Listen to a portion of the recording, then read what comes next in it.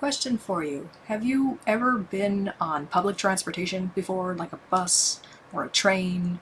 I have, and I hate it. There are several things that go on. It's just the most disgusting thing ever. I swear, if you've never taken it before, you might want to proceed with caution because a lot of really weird things can go on public transportation. I found that out.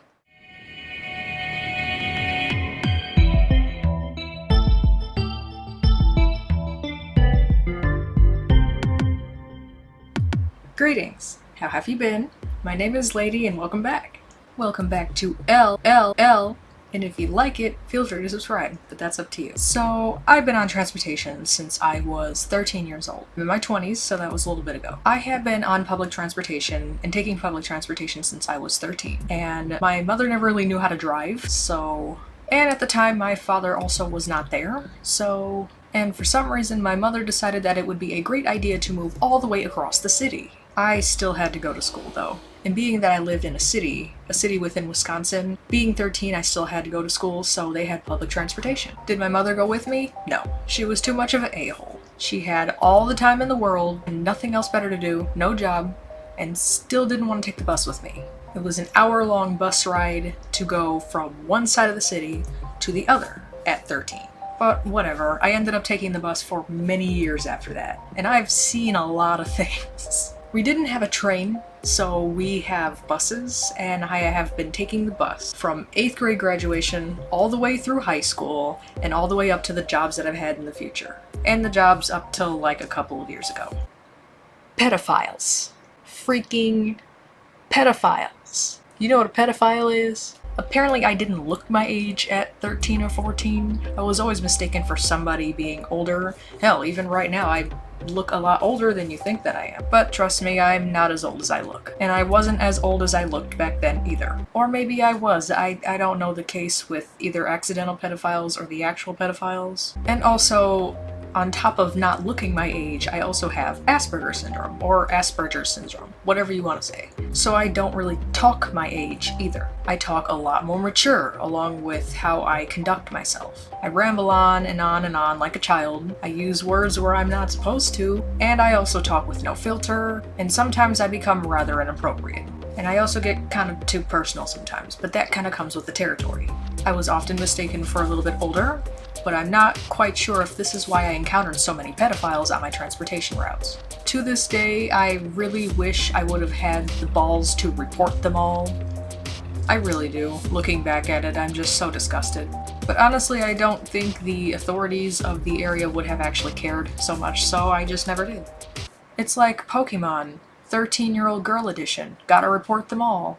One time, my mother was actually with me when this first encounter happened. So it was after school or so. I was walking myself to the bus stop. She actually came to pick me up.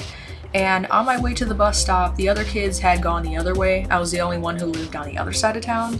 So I was walking to a different bus stop, and it was kind of far away from the school. And keep in mind that I'm 13 and I'm in 8th grade or so. So I'm walking and this car pulls up. This actually happened a lot, but this encounter specifically, she was with me when this happened and saw it happen. When this guy pulled up, he did the typical thing and was catcalling specifically about my rear end. And he was complimenting stuff about and he was just catcalling, and he just wouldn't leave me alone. Well, on my way, my mother is kind of slow because she's really, really big at the time.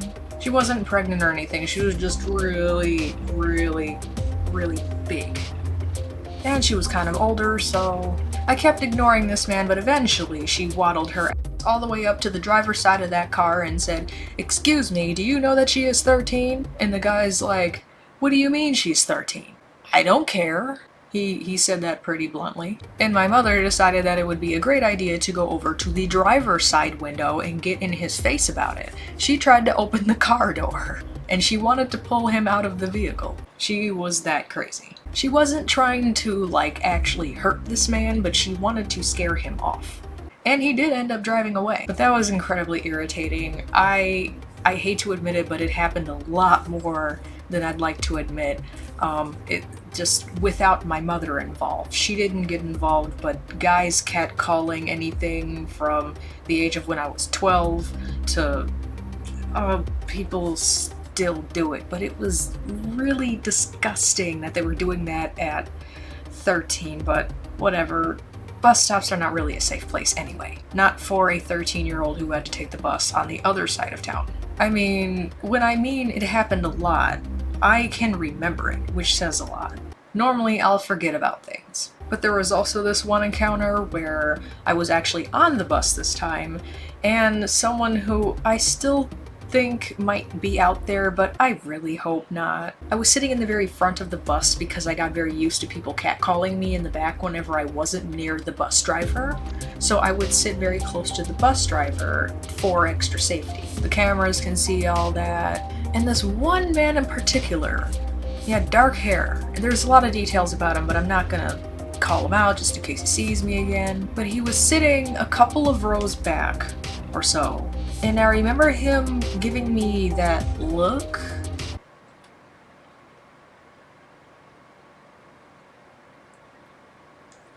Type of look. And I was just looking at him wondering, why are you looking at me like that? He's obviously a grown man. And you're looking at, obviously, me in school with a uniform on like that. Don't you... Me, you piece of shit. But whatever. It got really freaking creepy after I had got off on my bus stop. Well, actually, it wasn't even my bus stop because of how this guy was trying to ask me where I lived. I got off on a block or two before. And right along beside me and right behind me was that same guy. He was attempting to follow me home, so I decided to do what I do best and stare. I just stopped, turned around, a block down, and I just stared. And he pretended to go onto someone else's porch acting like he lived there, and I sat and I stared. And then he never actually knocked on the door, so he didn't live there. He was trying to watch to see which way I continued on, but I just literally stood in the middle of the block, in the middle of the street, and I stared at this man so that anybody who walked by would see that I'm staring at him specifically. Eventually he gave up on his gig. He turned around and continued walking on down the same way that the bus was going because he missed a stop. Or he didn't get off on his stop. He got off too early, just to follow me home. I continued on about my day and so on. That reminds me of another story, actually. I was sitting in the front of the bus. By this time I had adapted to sitting in the front, as I said. The disability seats where people who have issues going all the way to the back would be sitting in the front, so that way it'd be easier for them to get off of the bus. It also helped with a lot of people trying to invade my privacy. It was winter, it was dark out or so, like January or something. I had just gone back to school, and I was about 15 at this time. So during the winter, it gets dark out a lot faster, so people are going to go drinking a lot sooner than normal. So after school ended, I had stayed after school and did some extra things, and I had gotten on the bus a little bit later than normal. I encountered a lot more drunk people, and I was sitting in the front like normal, and this drunk guy comes waddling on, staring at me the whole time, and sits right in front of me and just stares the whole time. He doesn't do anything else. He doesn't talk to anyone else. He doesn't even take out his phone. He just sits and stares. It was just, ugh. And between my school and where I lived, there's downtown. Downtown is busy, obviously. You go down there for drinking, partying, food, clothes, malls, whatever. It's busy and it's a popular stop destination for people who are already drunk. And that's where he was headed. So when time came for him to get off of the bus, after he had already stared at me for like an hour or so, maybe a half of an hour to an hour, he finally got up, and he was getting up. He was kind of approaching me at the time, but I didn't really take it too seriously. But suddenly the bus did a jerk, and he took it as a full-fledged opportunity to come and land on top of me. He just full on, I mean like, and he didn't look like he was actually stumbling at the time, but somehow he had landed with one of his hands on my thigh, and the other one, if I wasn't already going like this to get away from him, would have been on my tit. his hand landed right here. So I'm already going, and he just lands with his hand completely on the upper part of my thigh, and his hand just lands right. I don't think that was an accident, but okay. He said sorry only once and then proceeded to get up and stumble his off the bus. He took his sweet time getting off of my leg. Pedophiles. Pedophiles. Pedophiles everywhere. F***ing creeper. From then on, I learned how to sit with my book bag in my lap. Now, this one I want to tell you because it's just simply funny. This one happened maybe last year or so from this date. Now, my natural voice is classified as a tenor. If anyone out there has ever had choir class before, you know what a tenor is. For people who have not been in choir before, a tenor is a singing range that higher up voiced males have, not usually females. Females who sing really high are sopranos, females who sing a little bit lower are altos. There's tenors for the high speaking or high singing boys, and then there's bass for the lower. There's also stuff in between, but that's different. Soprano would be someone like Melanie Martinez. Alto would be someone like Adele. A tenor would be like Bruno Mars. And honestly, there's not that many who sing bass as a male lately, so that I forgot. And there aren't many people who sing as a bass in modern day, so right now I'm kind of drawing a blank. But my singing range is somewhere below the normal female range, so naturally my voice is deeper. What you hear now is me elevating my voice so that way I don't get comments about me sounding like a dude. But that's beside the point. Because I am a tenor, my voice in its natural state does get mistaken for a male. Usually I sound like my father, who was grown and is 6'2", so you kind of get where I'm coming from. One time I was sitting in the very back of the bus because this was a year ago. Obviously I'm a grown-up now, and I can sit where I want, and I can say all the slick that I couldn't say before. So when people come around doing their usual hit-ons and comebacks, I usually come back with a comeback. Taking all of my pride, sitting in the back of the bus, listening to my music, minding my own business. On the far end of me, there is another gentleman who is sitting there just minding his own business. And somewhere about 2 rows in front of me, there's another dude who's minding his business, along with other people who are just sitting in the front,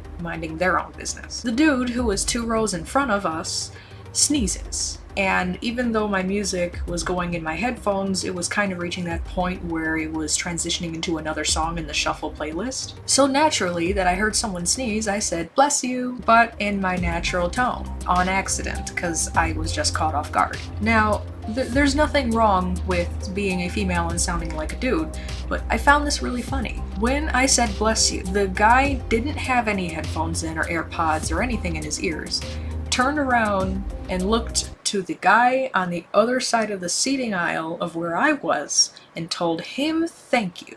I was very shocked, but not really, and the guy who was sitting at the other end of the aisle in which I was seated in turned, looked at me, we shared looks, and somewhere in the back of our heads at the same time, we had said the same thing. "I look like I sound like you?" I could feel it. It was embarrassing, but it was funny at the same time.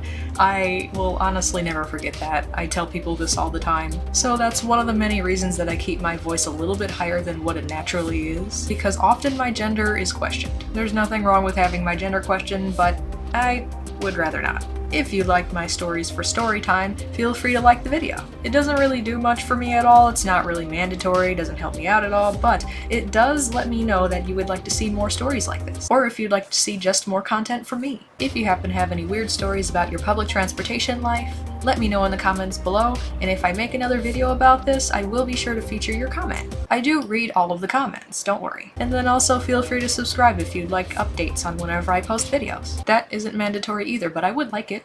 Funny comments, nice comments, relatable comments, things, ideas, whatever. You write about it, I'll read about it. Or I'll make a video out of it. I'm Lady, and thank you for watching. See you next time. I'll stop bothering you for now.